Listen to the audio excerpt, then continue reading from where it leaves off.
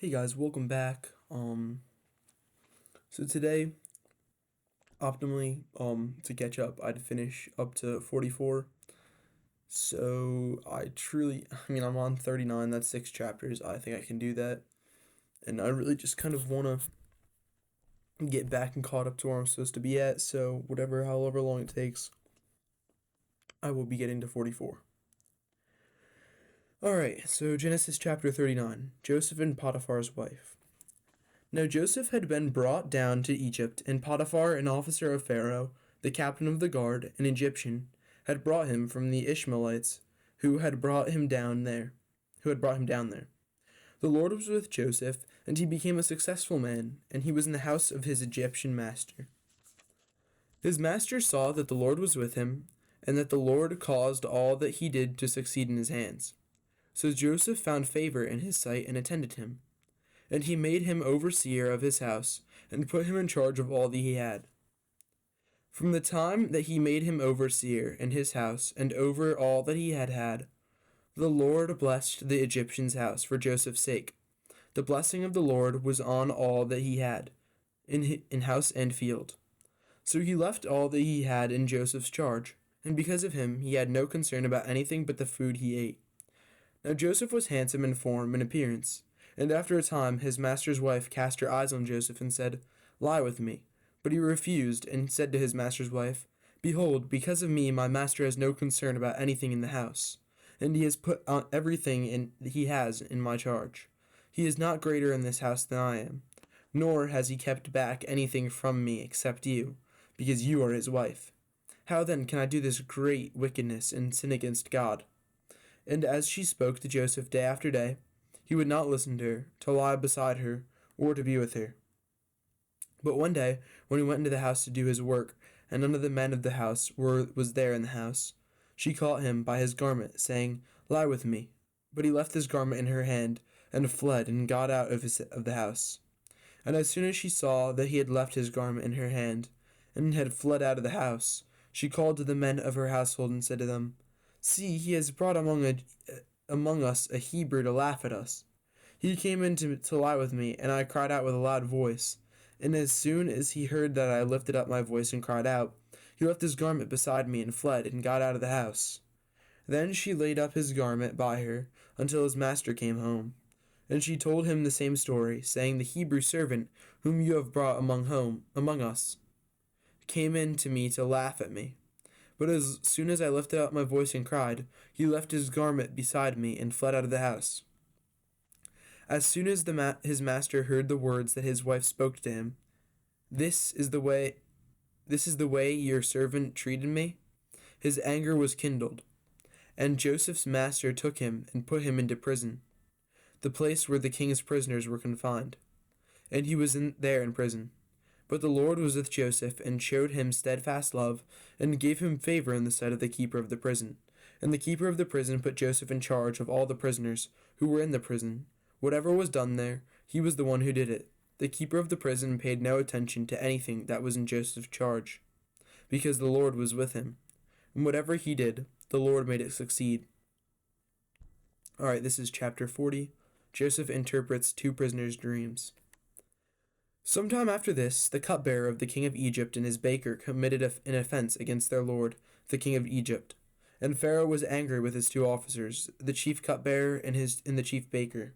And he put them in custody in the house of the captain of the guard in the prison where Joseph was confined.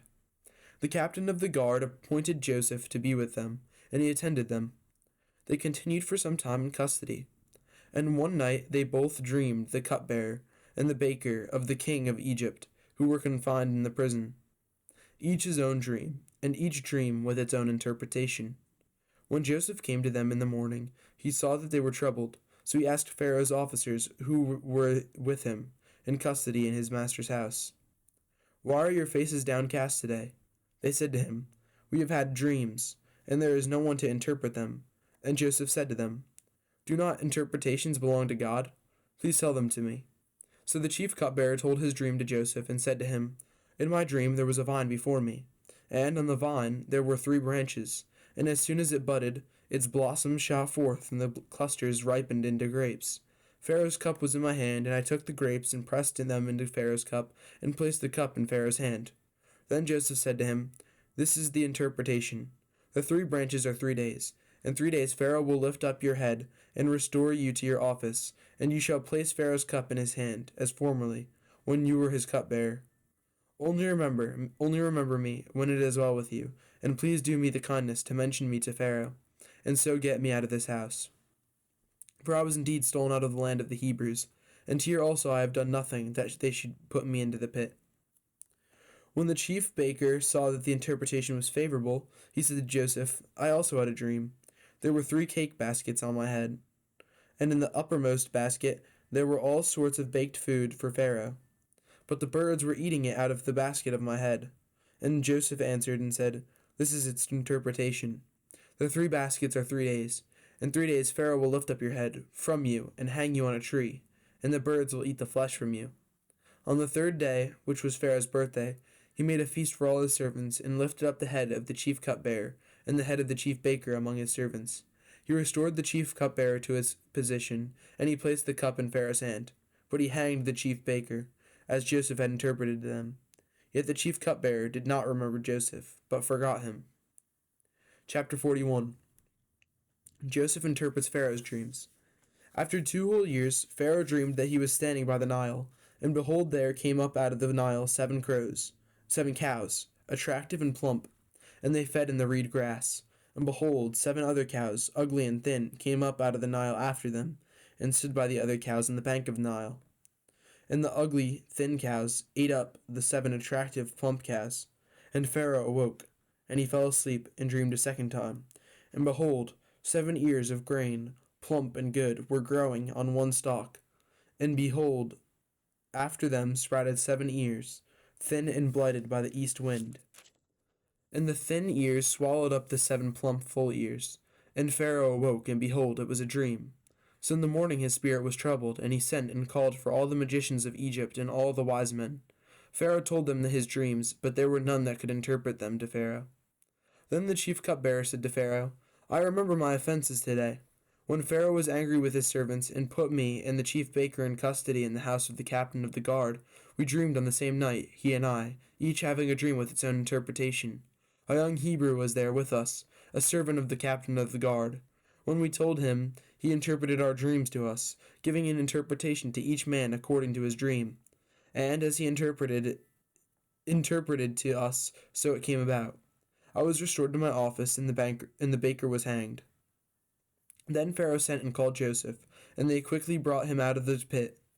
And when he had shaved himself and changed his clothes, he came in before Pharaoh. And Pharaoh said to Jacob, I have had a dream, and there is no one who can interpret it. I have heard it said of you that when you hear a dream you can interpret it. Joseph answered Pharaoh, It is not in me. God will give Pharaoh a favorable answer. Then Pharaoh said to Joseph, Behold, in my dream I was standing on the banks of the Nile. 7 cows, plump and attractive, came up out of the Nile and fed in the reed grass. 7 other cows came up after them, poor and very ugly and thin, such as I had never seen in the land of Egypt. And the thin, ugly cows ate up the first 7 plump cows. But when they had eaten them, no one would have known that they had eaten them, for they were still as ugly as in the beginning. Then I awoke. I also saw in my dream 7 ears growing on one stalk, full and good. 7 ears, withered, thin, and blighted by the east wind, sprouted up after them, and the thin ears swallowed up the 7 good ears. And I told it to the magicians, but there was no one who could explain it to me. Then Joseph said to Pharaoh, The dreams of Pharaoh are one. God has revealed to Pharaoh that he is about to do. The 7 good cows are 7 years, and the 7 good ears are 7 years. The dreams are one. The 7 lean and ugly cows that came up after them are 7 years, and the 7 empty ears, blighted by the east wind, are also 7 years of famine. It is as I told Pharaoh. God has shown to Pharaoh what he is about to do. There will come 7 years of great plenty throughout all of the land of Egypt, but after them there will arise 7 years of famine, and all the plenty will be forgotten in the land of Egypt. The famine will consume the land, and the plenty will be unknown in the land by reason of the famine that will follow, for it will be very severe. And the doubling of Pharaoh's dreams mean that the thing is fixed by God, and God will shortly bring it about. Now therefore Pharaoh selected a discerning and wise man, and set him over the land of Egypt. Let Pharaoh proceed to appoint overseers over the land to take 1/5 of the produce of the land of Egypt during the 7 plentiful years, and let them gather all the food of these good years that are coming and store up grain under the authority of Pharaoh for good of the cities, and let them keep it. That food shall be a reserve for the land against the 7 years of famine that are to occur in the land of Egypt, so that the land may not perish through the famine. Joseph rises to power. This proposal pleased Pharaoh and all his servants, and Pharaoh said to his servants, "Can we find a man like this, in whom is the Spirit of God?" Then Pharaoh said to Joseph, "Since God has shown you all this, there is none discerning and wise as you are. You shall be over my house, and all my people shall order themselves as you command. Only as regards the throne will I be greater than you." And Pharaoh said to Joseph, "See, I have set you over all the land of Egypt." Then Pharaoh took his signet ring from his hand and put it on Joseph's hand, and clothed him in garments of fine linen, and put a gold chain about his neck. And he made him ride in his second chariot. And they called out before him, "Bow the knee." Thus he set him over all the land of Egypt. Moreover, Pharaoh said to Joseph, "I am Pharaoh, and without your consent no one shall lift up hand or foot in all the land of Egypt." And Pharaoh called Joseph's name Zaphenath Paneah, and he gave him in marriage Asenath, the daughter of Potiphera, priest of On. So Joseph went out over the land of Egypt. Joseph was 30 years old when he entered the service of Pharaoh, king of Egypt. And Joseph went out from the presence of Pharaoh, and went through all the land of Egypt. During the 7 plentiful years the earth produced abundantly, and he gathered up all the food of these 7 years, which occurred in the land of Egypt, and put the food in the cities. He put in every city the food of the fields around it. And Joseph stored up grain in great abundance, like the sand of the sea, until he ceased to measure it, for it could not be measured. Before the year of famine came, the 2 sons were born to Joseph. Asenath, the daughter of Potiphera, priest of On, bore them to him. Joseph called the name of the firstborn son Manasseh. "For," he said, "God has made me forget all my hardships and all my father's house." The name of the second he called Ephraim, "For God has made me fruitful in the land of my affliction." The 7 years of plenty that occurred in the land of Egypt came to an end, and the 7 years of famine began to come. As Joseph had said, there was a famine in all the lands, but in all the land of Egypt there was bread. When all the land of Egypt was famished, the people cried to Pharaoh for bread. Pharaoh said to all the Egyptians, "Go to Joseph. What he says to you, do." So when the famine had spread all over the land, Joseph opened all the storehouses and sold to the Egyptians, for the famine was severe in the land of Egypt. Moreover, all the earth came to Egypt to Joseph to buy grain, because the famine was severe over all the earth.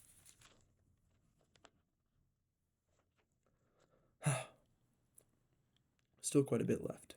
That was a long chapter. Apologies. All right, chapter 42. Joseph's brothers go to Egypt. When Jacob learned that there was grain for sale in Egypt, he said to his sons, "Why do you look at one another?" And he said, "Behold, I have heard that there is grain for sale in Egypt. Go down and buy grain for us there, that we may live and not die." So 10 of Joseph's brothers went down to buy grain in Egypt. But Jacob did not send Benjamin, Joseph's brother, with his brothers, for he feared that harm might happen to him. Thus the sons of Israel came to buy among the others who came, for the famine was in the land of Canaan. Now Joseph was governor over the land. He was the one who sold to all the people of the land. And Joseph's brothers came and bowed themselves before him with their faces to the ground. Joseph saw his brothers and recognized them, but he treated them like strangers and spoke roughly to them. "Where do you come from?" he said. They said, "From the land of Canaan, to buy food." And Joseph recognized his brothers, but they did not recognize him. And Joseph remembered the dreams that he had dreamed of them. And he said to them, "You are spies. You have come to see the nakedness of the land." They said to him, "No, my lord, your servants have come to buy food. We are all sons of one man. We are honest men. Your servants have never been spies." He said to them, "No, it is the nakedness of the land that you have come to see."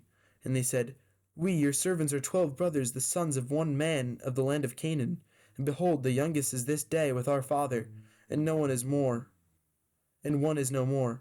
But Joseph said to them, It is as I said to you, you are spies. By this you shall be tested, by the life of Pharaoh. You shall not go from this place unless your youngest brother comes here. Send one of you, and let him bring your brother, while you remain confined, that your words may be tested, whether there is truth in you, or else by the life of Pharaoh, surely you are spies. And he put them all together in custody for 3 days. On the third day Joseph said to them, Do this, and you will live, for I fear God. If you are honest men, let one of your brothers remain confined, where you are in custody, and let the rest go and carry grain for the famine of your households, and bring your youngest brother to me, so your words will be verified, and you shall not die. And they did so. And they said to one another, In truth we are guilty concerning our brother, in that we saw the distress of his soul, when he begged us and we did not listen. That is why this distress has come upon us. And Reuben answered them, Did I not tell you not to sin against the boy? But you did not listen. So now there comes a reckoning for his blood. They did not know that Joseph understood them, for there was an interpreter between them. And then he turned away from them and wept. And he returned to them and spoke to them. And he took Simeon from them and bound him before their eyes. And Joseph gave orders to fill their bags with grain, and to replace every man's money in his sack, and to give them provisions for their journey. This was done for them. Then they loaded their donkeys with their grain and departed. And as one of them opened his sack to give his donkey fodder at the lodging place, he saw his money in the mouth of his sack. He said to his brothers, My money has been put back. Here it is in the mouth of my sack. At this their hearts failed them, and they turned trembling to one another, saying, What is this that God has done to us? When they came to Jacob, their father, in the land of Canaan, they told him all that had happened to them, saying, The man, the lord of the land, spoke roughly to us, and he took us to be spies of the land. But we said to him, We are honest men. We have never been spies. We are 12 brothers, sons of our father.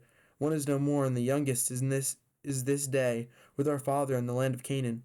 Then the man, the lord of the land, said to us, By this I shall know that you are honest men.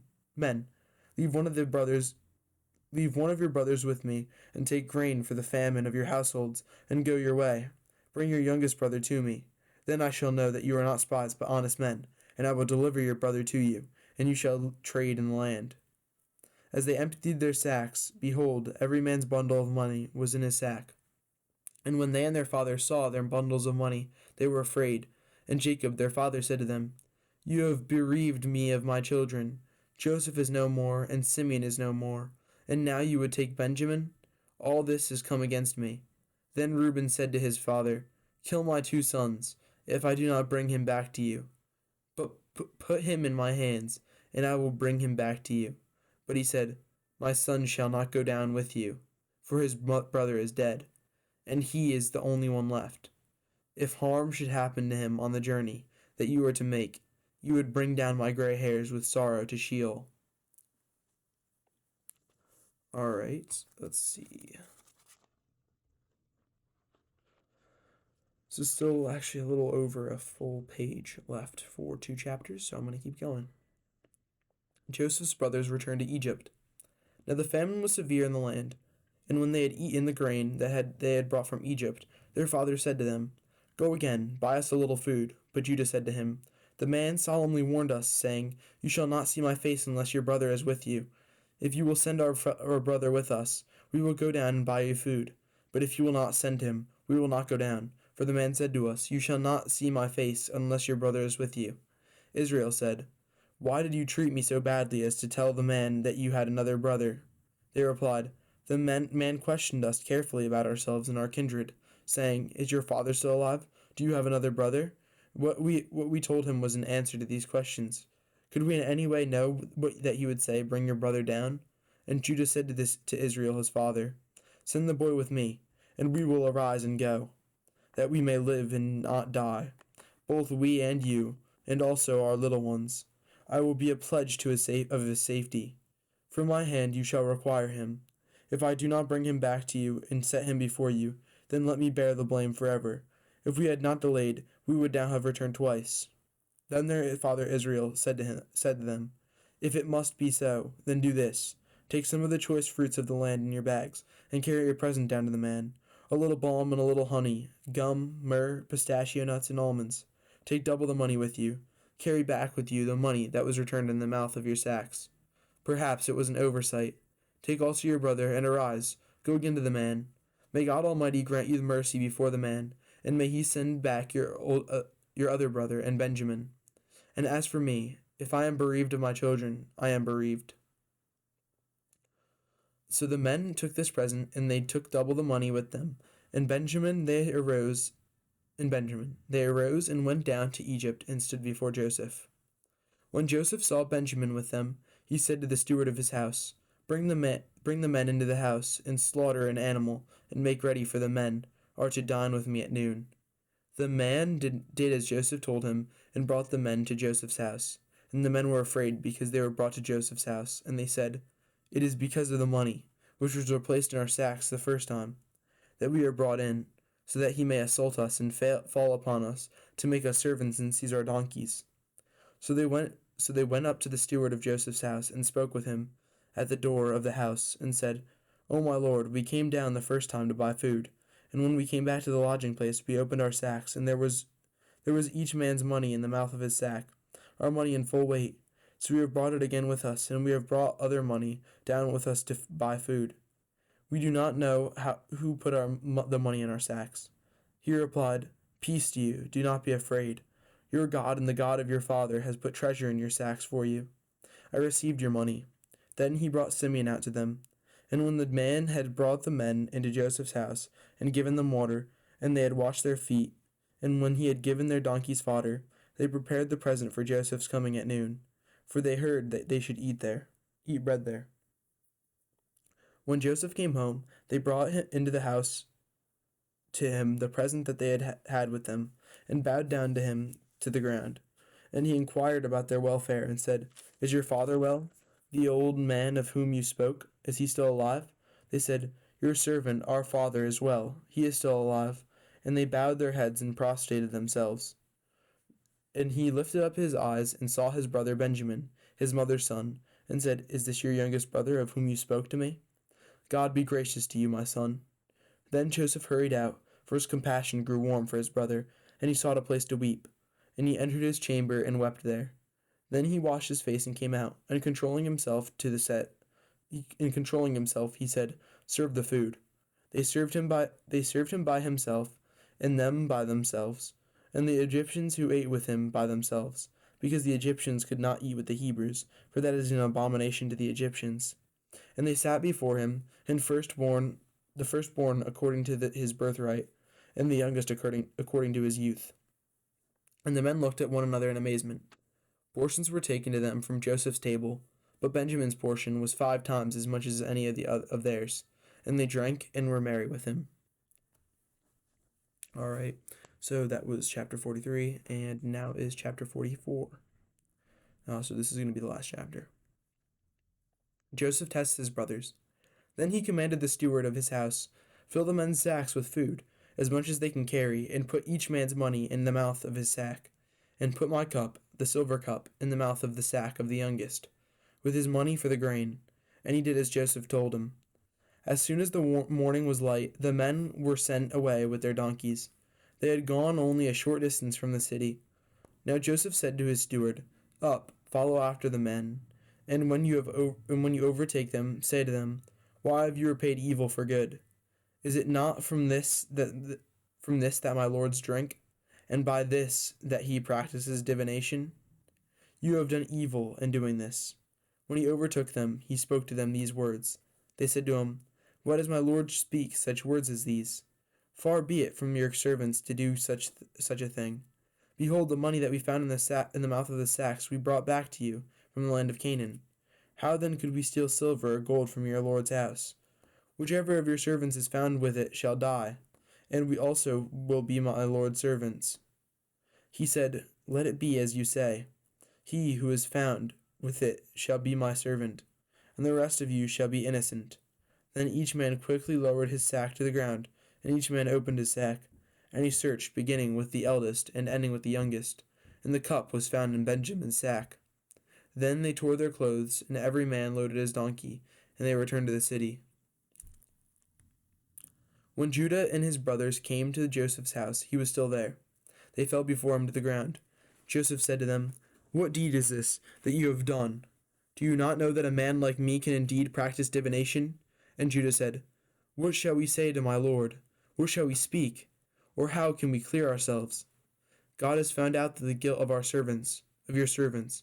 Behold, we are my lord's servants, both we and he also in whose hand the cup has been found." But he said, "Far be it from me that I should do so. Only the man in whose hand the cup was found shall be my servant. But as for you, go up in peace to your father."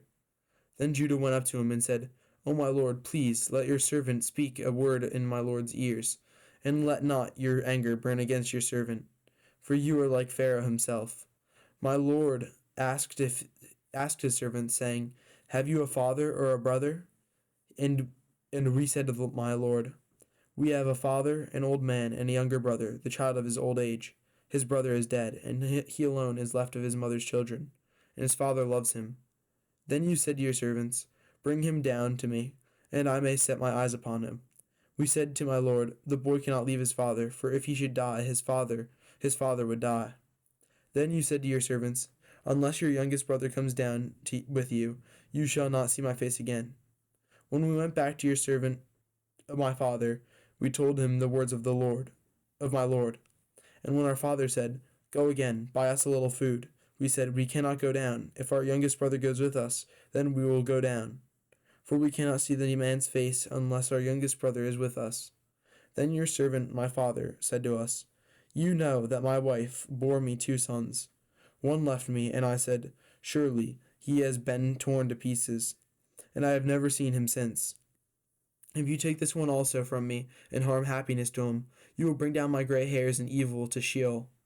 Now therefore, as soon as I come to your servant my father, and the boy is not with us, then, as his life is bound up in the boy's life, as soon as he sees that the boy is not with us, he will die, and your servants will bring down the gray hairs of your servant our father with sorrow to Sheol.